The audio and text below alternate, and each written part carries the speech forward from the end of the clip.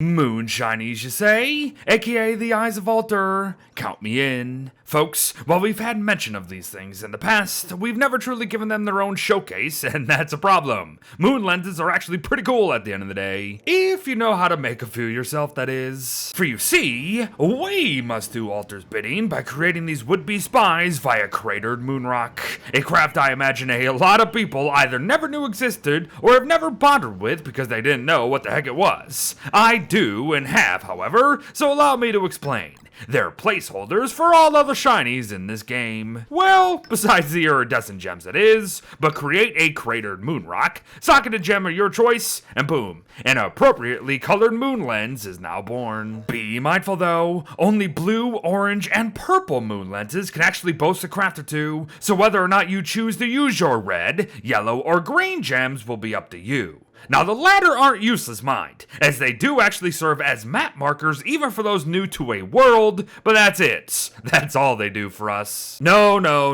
While that is occasionally useful, the true purpose of moon lenses starts to show itself within their crafts, like IcuVigils here, costing a purple moon lens, a compass of all things, and some boards. IcuVigils take map marking a major step forward for not only appearing for everyone in the game at any time, including total newcomers, but by also revealing little portions of the map as seen here. It's a really great mechanic that has its limits as we'll soon discuss, but before we do, yes, it can essentially map for you if placed on a moving boat, which is quite fun to see. If you aim it properly, that is. But yes, again, its limits. In short, the things do not keep the areas that they are in loaded, meaning mob spawns will not occur. However, it does still update the map properly, so one can use it to know when Bee Queen spawns, discover which toadstool area the next toadstool is going to be generated in once one dies, or you can even mark the many spawns of loot stashes if you've got enough IcuVigils on hand.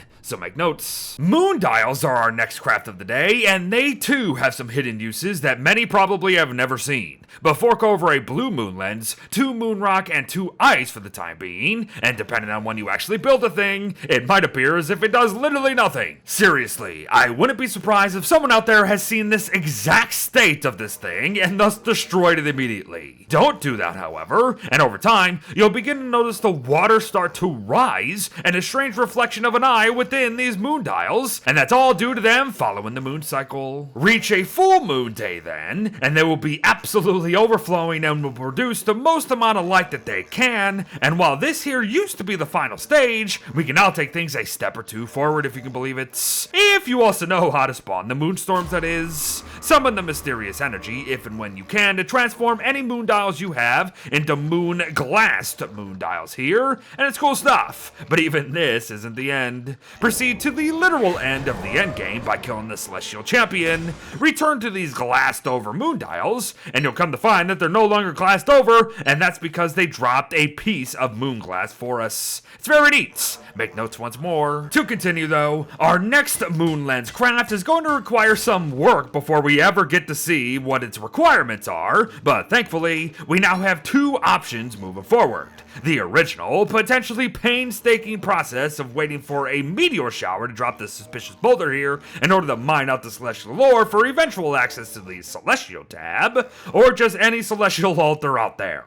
Yes, you heard that right. Celestial portal crafts are now a part of any celestial tab and not just exclusive to the orb, so take advantage for sure. Also be sure to craft a portal paraphernalia while you're at it, as using this thing on a florid postern will finally reveal how we can turn it into a celestial portal at the cost of a purple moon lens and 20 additional moon rock. And for those unfamiliar with the celestial portal, know that when combined with moon rock idols, it will essentially kill whatever character you are playing and allow you to switch to another on the fly while maintaining your map, days survived, prototypes, and even your pets. Yes, it is very cool, and yes, this character switching process is highly abusable if you put your mind to it. Have fun. But to wrap up our day today, comes the one moon lens craft that I won't be able to showcase properly today, because I have no friends. The Lazy Deserter. Obtaining the blueprint for this magic structure can happen in 3 ways. Slaughtering what is arguably the easiest boss in the game in Antlion,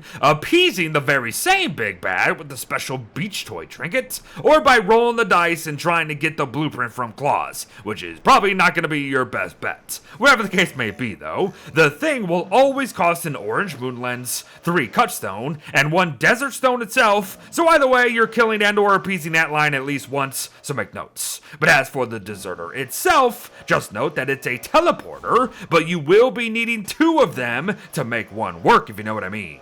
If you touch yours first, anyone who touches the second, or any of their desert stones that they just might happen to have, is going to come to you, and vice versa.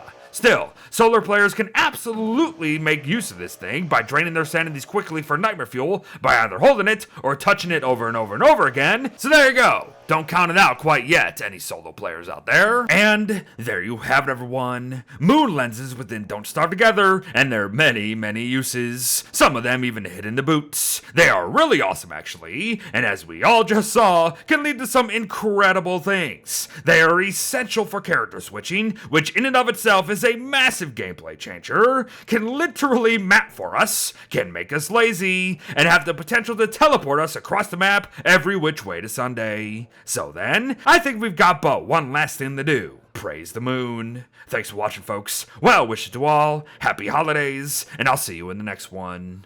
Bye-bye.